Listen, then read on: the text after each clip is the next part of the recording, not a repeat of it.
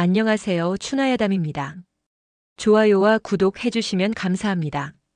알람 설정 해두시면 제일 빨리 이야기를 받아보실 수 있습니다. 오늘은 더 재밌는 이야기를 가지고 왔으니 끝까지 들어주세요. 옛날 옛적에 양반가의 안주인인 연주라는 고운 과부가 있었습니다. 23세 꽃다운 나이에 남편을 천식으로 잃고 홀로 된 지 1년이 지났지요. 연주마님은 얼굴이 고왔을 뿐 아니라 덕행과 지혜로 마을 사람들의 귀감이 되었답니다. 젊은 나이에 과부가 되었으나 연주마님은 시댁의 가법을 지키며 절제된 생활을 하고 있었지요. 그 집에는 성실하고 우직한 머슴 칠복이가 있었습니다.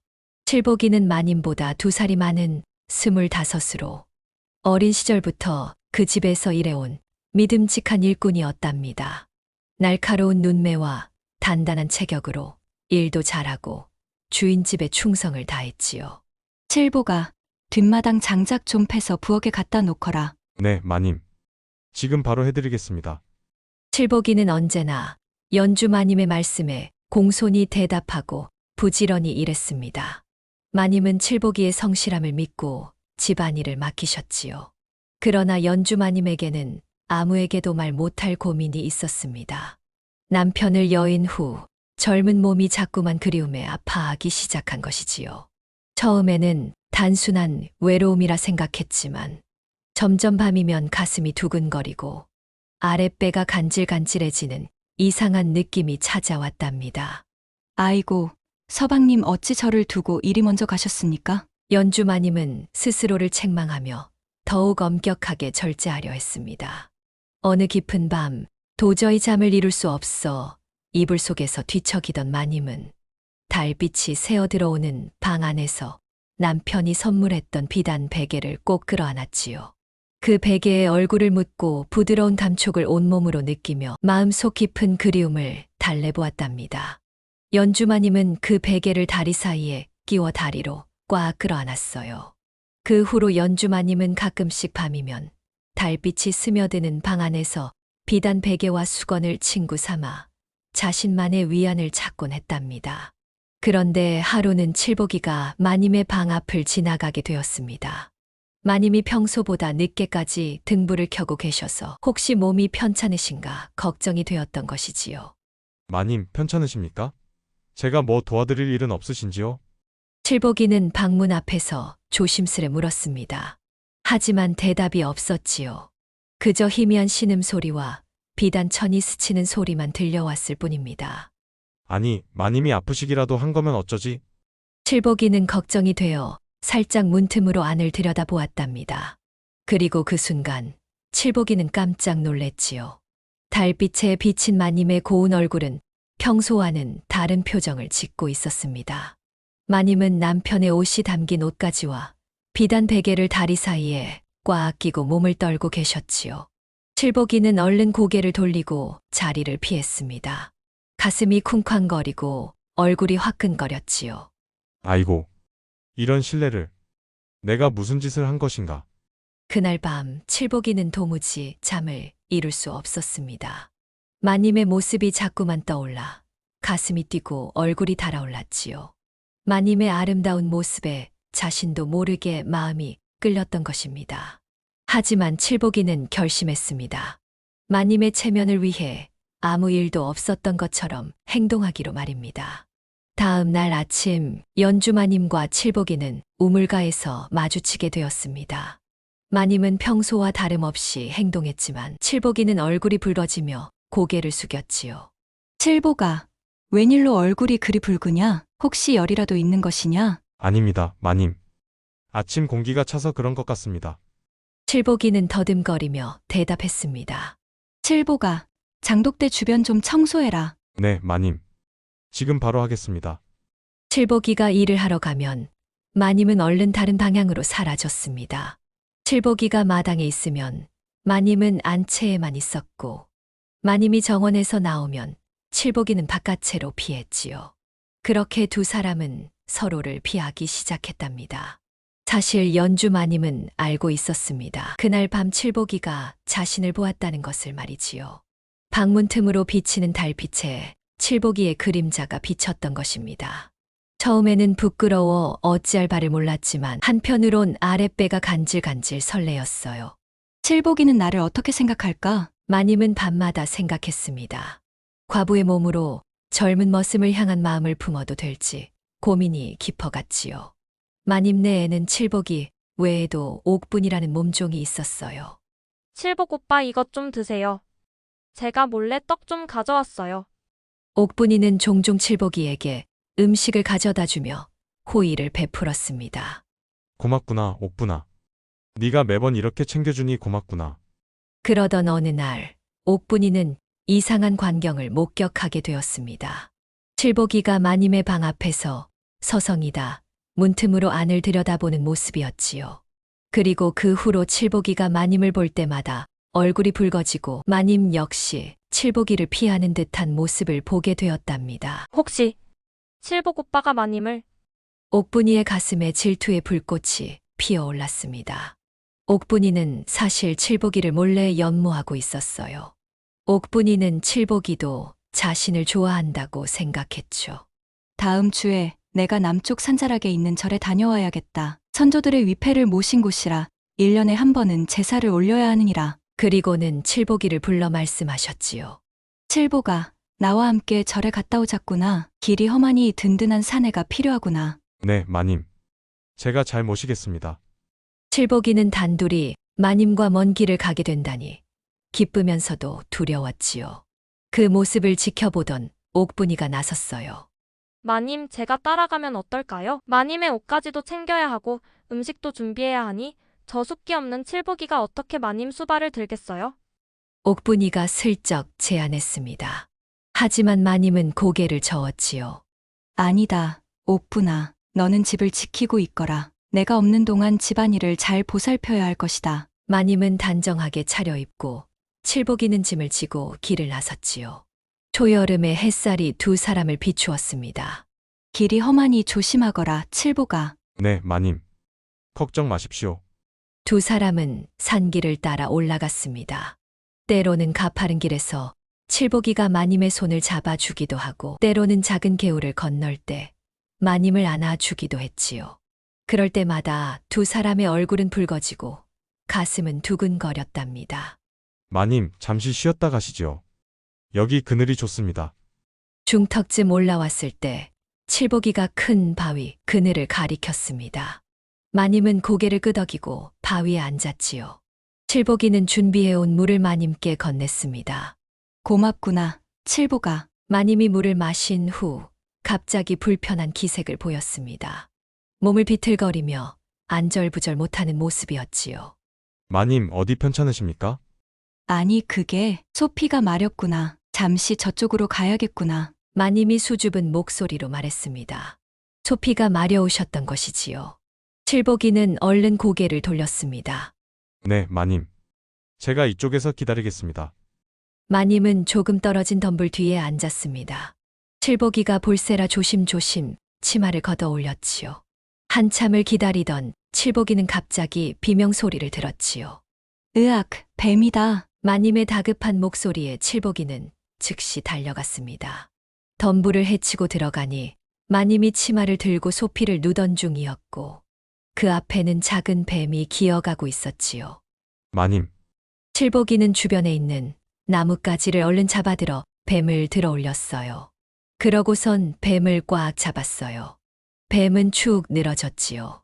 칠복이에게 소피를 누고 있던 모습을 보인 마님은 황급히 치마를 추스렸어요. 죄송합니다, 마님. 괜찮다. 뱀을 쫓아줘서 고맙구나. 소피를 누시는 모습까지 보이다니 마님은 너무나도 당황했지요. 칠복이는 얼른 자리를 피했고 마님은 홀로 남아 부끄러움을 감추셨답니다. 그 일이 있은 후 두 사람 사이에는 더 큰 어색함이 흘렀습니다. 나머지 길은 거의 말없이 걸었지요. 해가 저물 무렵 드디어 절에 도착했습니다. 아, 연주 부인이 오셨구려. 기다리고 있었습니다. 절의 노스님이 마님을 반갑게 맞이했습니다. 마님은 공손히 인사를 드리고 칠복이를 소개했지요. 이는 우리 집 머슴 칠복이 온데 함께 제사를 올리러 왔습니다. 그렇습니까? 두 분 모두 환영합니다. 근데 이걸 어쩌나? 노스님의 표정이 난처해졌습니다. 마님은 의아한 표정으로 물었지요. 무슨 일이신가요, 스님? 오늘 갑자기 인근 마을에서 불이 나 피난 온 사람들이 많아 방이 거의 다 차버렸습니다. 지금 남은 방이 하나밖에 없습니다. 마님은 괜히 마음이 설레기 시작했지요. 그렇습니까? 어쩔 수 없겠네요. 저희가 그 방을 쓰겠습니다. 마님이 담담하게 대답했습니다. 칠복이는 놀라 입을 다물지 못했지요. 마님, 저는 밖에서 자겠습니다. 밤에는 산짐승들이 내려온다고 하지 않느냐. 어쩔 수 없구나. 마님은 숫기가 없는 칠복이가 내심 답답했지요. 내심 칠복이가 용기 내어 들어와 주길 바랬었지요. 노스님이 떠나고 두 사람은 어색하게 방 안에 남겨졌습니다. 칠복이는 구석에 짐을 내려놓고 말했지요. 마님, 제가 밖에서 잠을 청하겠습니다. 아니다. 칠보가 밤이 춥고 산짐승이 내려온다 하니 위험하다. 그러니 이리 가까이 오거라. 칠복이도 어찌할 바를 몰라 당황했습니다. 마님은 잠자리 옷으로 갈아입기 위해 칠복이에게 잠깐 나가달라 부탁을 했지요. 그럼 제가 먼저 밖에 나가 있겠습니다. 마님께서 편히 쉬신 후에 들어오겠습니다. 칠복이는 얼른 방을 나가 마당에 서 있었습니다. 밤하늘에는 별들이 반짝이고 있었지요. 그의 마음은 혼란스러웠습니다. 마님과 같은 방에서 자다니 꿈에도 생각지 못한 일이었습니다. 얼마 후 방문이 살짝 열렸습니다. 칠보가 들어오너라. 내가 이불을 깔아두었다. 칠복이는 얇은 옷을 걸치고 있는 마님을 보자 눈이 휘둥그레졌지요. 그 모습은 아름다운 선녀가 내려앉아 있는 것만 같았지요. 칠복이는 심호흡을 하고 방 안으로 들어갔습니다. 마님은 이미 이불 한쪽에 누워 있었고 다른 한쪽을 비워두셨지요. 칠복이는 망설이며 방 구석에 앉았습니다. 구석에서 그렇게 자면 감기 들 것이다. 이불 위에 올라오너라. 하지만 마님, 그건 실례가. 칠보가 너는 왜 이렇게 답답하니? 보다 못한 마님이 답답해서 한마디를 했지요. 너는 그래서 오늘 나랑 같이 자는 게 싫으니? 그 말에 깜짝 놀란 칠복이가 냉큼 이불 위로 올라갔습니다. 좁은 방에 촛불 하나만이 두 사람의 그림자를 드리웠습니다. 칠복이는 낮에 있었던 일이 내내 걸렸지요.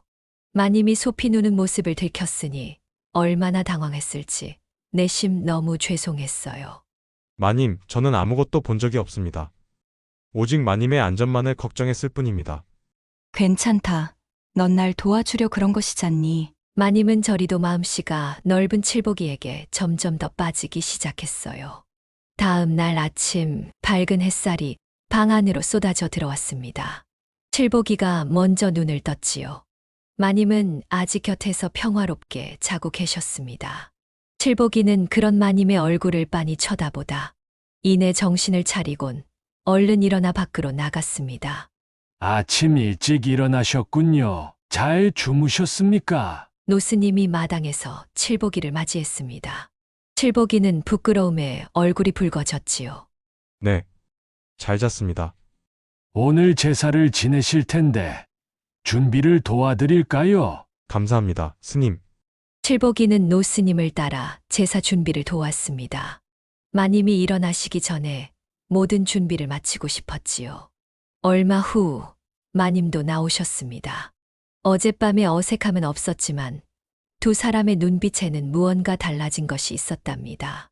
잘 잤느냐, 칠보가? 네, 마님. 잘 잤습니다. 제사 준비를 다 해두었습니다.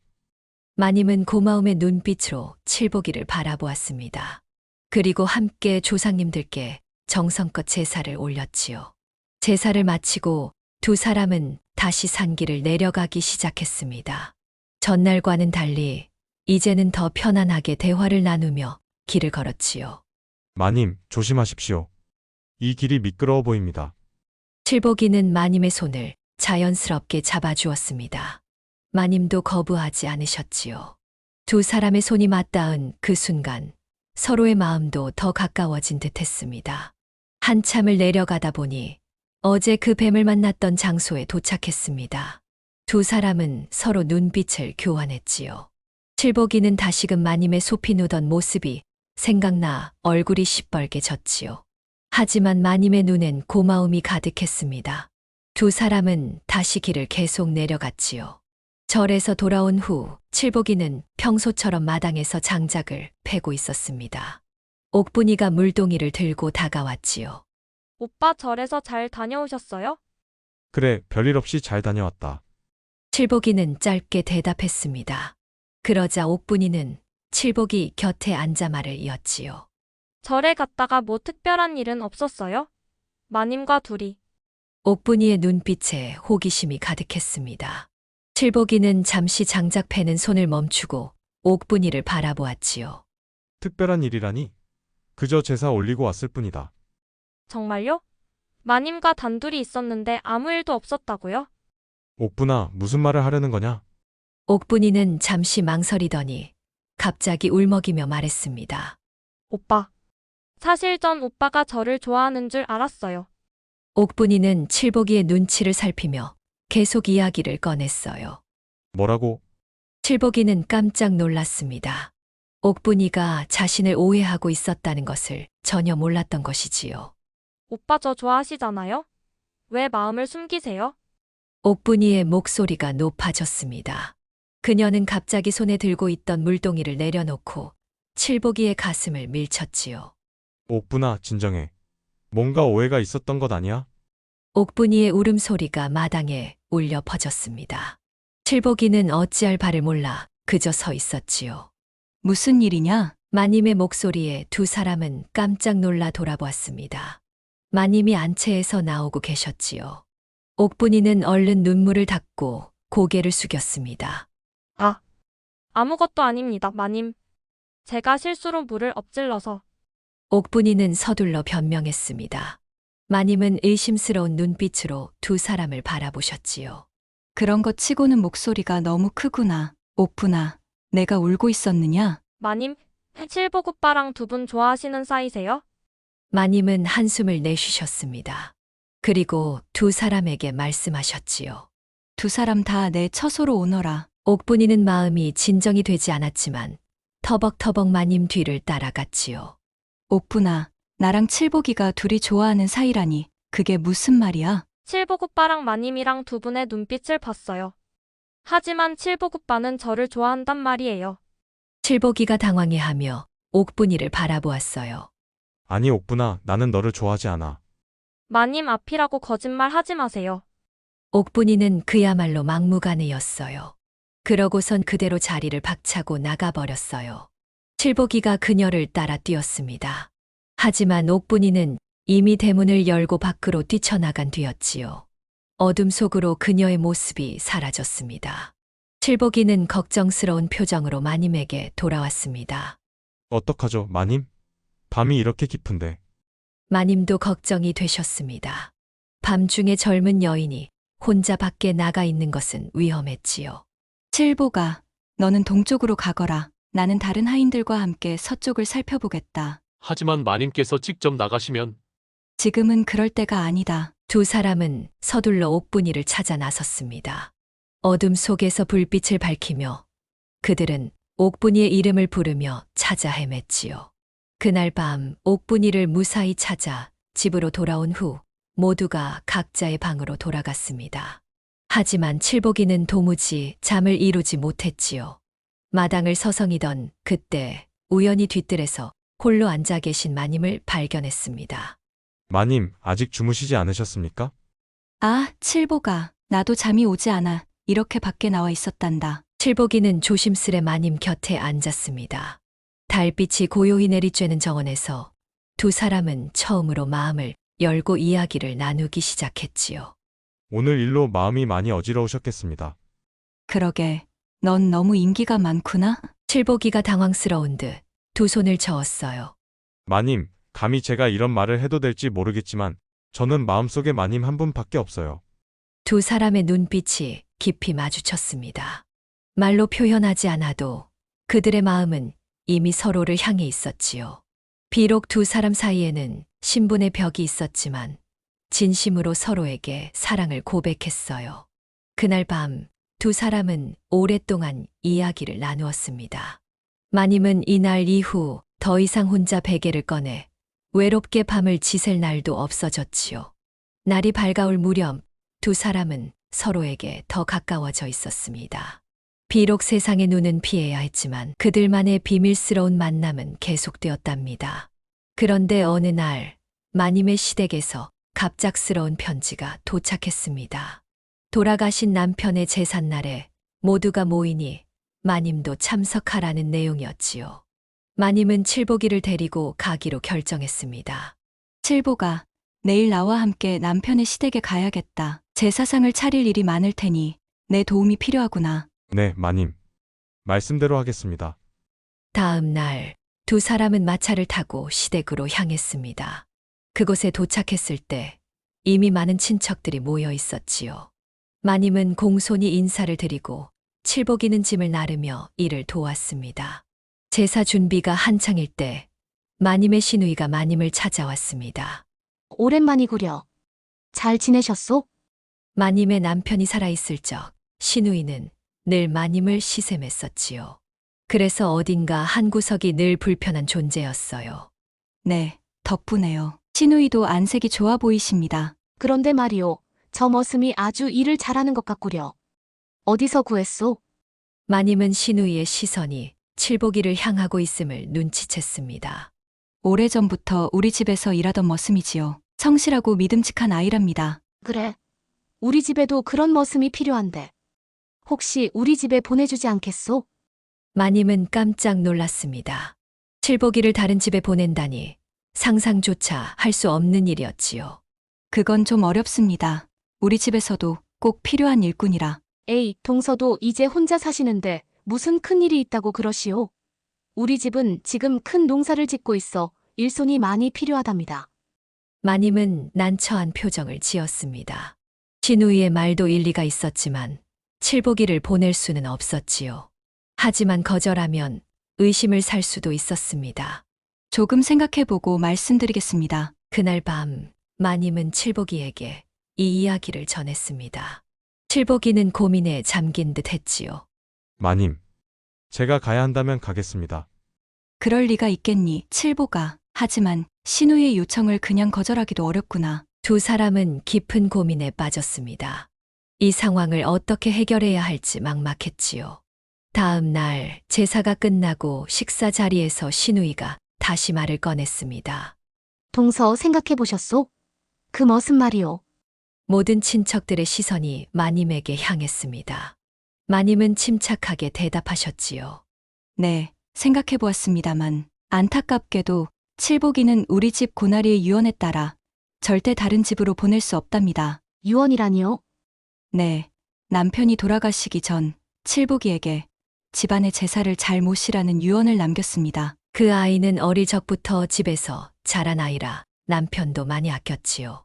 마님의 말에 시누이는 더 이상 고집할 수 없었습니다. 유언을 거스를 수는 없었으니까요. 하지만 그 자리에 있던 마님의 시어머니가 이상한 눈빛으로 마님을 바라보고 있었지요. 무언가 의심스러운 눈치였지요. 제사를 마치고 집으로 돌아오는 길, 마님과 칠복이는 안도의 한숨을 내쉬었습니다. 마님, 기지를 발휘하셔서 다행입니다. 그래, 칠보가. 하지만 시어머니의 눈빛이 좋지 않았단다. 우리가 조심해야 할 것 같구나. 두 사람은 더욱 조심하기로 했습니다. 하지만 그들이 모르는 사이 시어머니는 이미 사람을 보내 두 사람을 감시하게 했던 것이지요. 며칠 후 마님과 칠복이가 뒤뜰에서 이야기를 나누고 있을 때 갑자기 시어머니가 하인들을 데리고 나타났습니다.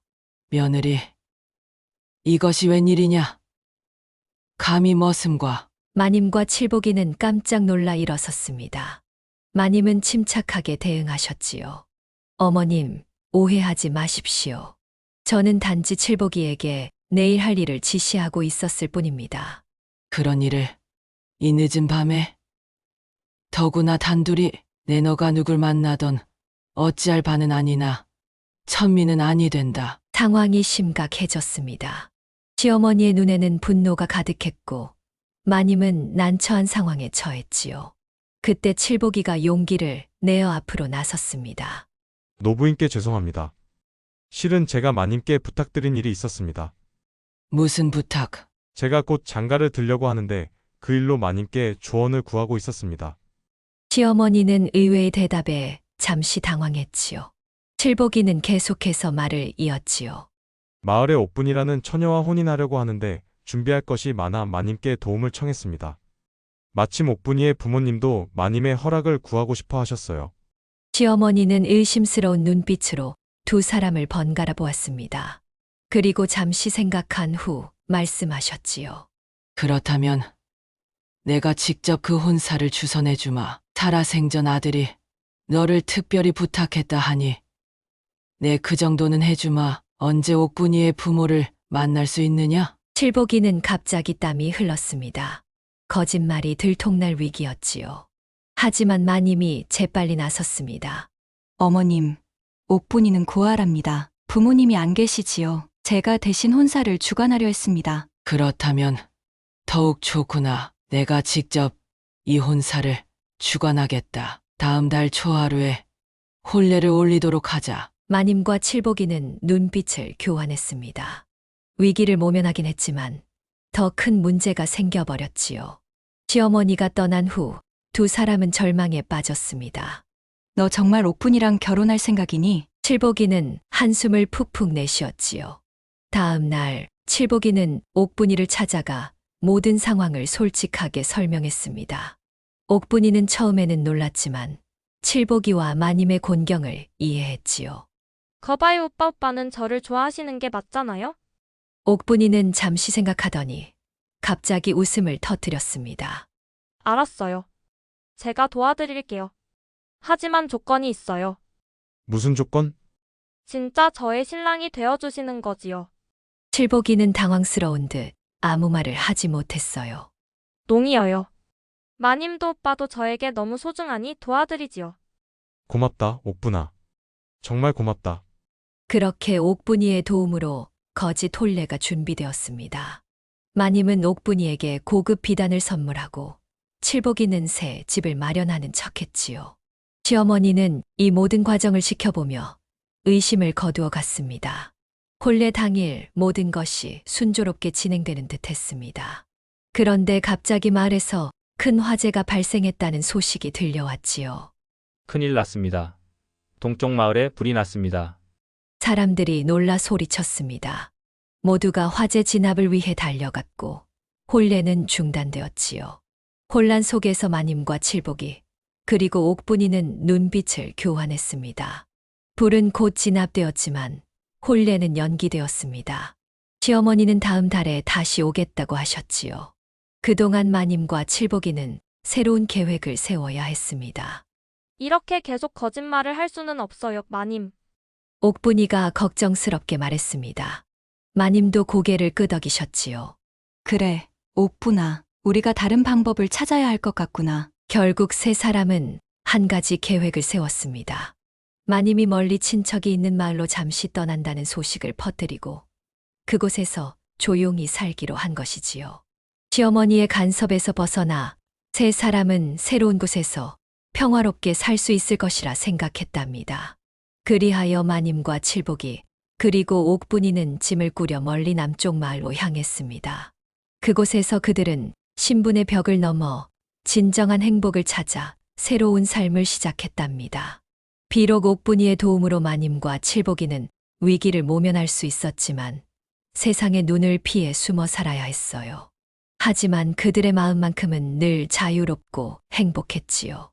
오늘의 이야기는 신분의 벽을 뛰어넘은 마님과 머슴 칠복이의 애틋한 사랑 이야기였습니다. 이들의 사랑은 백년해로를 꿈꾸는 아름다운 이야기로 비록 신분의 차이와 세상의 편견이라는 장벽 앞에 서 있었지만 결국 진정한 마음으로 하나가 되었답니다. 마님은 젊은 나이에 과부가 되어 외로운 삶을 살았고 칠복이는 머슴이라는 낮은 신분으로 자신의 마음을 드러내지 못했습니다. 옥분이의 질투심이 만들어낸 작은 위기와 시어머니의 감시라는 큰 산을 넘어서야 했지요. 하지만 진실된 마음은 결국 모든 어려움을 이겨내고 행복한 결말을 맞이했습니다. 이 이야기는 우리에게 신분과 지위, 그리고 세상의 모든 편견보다 중요한 것은 바로 진심 어린 마음이라는 것을 일깨워 줍니다. 비록 긴 세월이 흘러 조선시대의 일은 먼 과거가 되었지만 사랑하는 마음의 가치는 오늘날에도 변함없이 소중하지요. 여러분도 살면서 넘기 힘든 벽 앞에 서 있다면 포기하지 마시고 자신의 마음을 믿으셨으면 합니다. 마님과 칠복이처럼 때로는 위기가 새로운 기회가 되고 고난이 행복의 문을 여는 열쇠가 될 수도 있으니까요. 오늘의 이야기가 마음에 드셨다면 좋아요와 구독 버튼 그리고 알람 설정도 꼭 눌러주세요. 다음에도 이런 감동적인 옛 이야기로 찾아뵙겠습니다.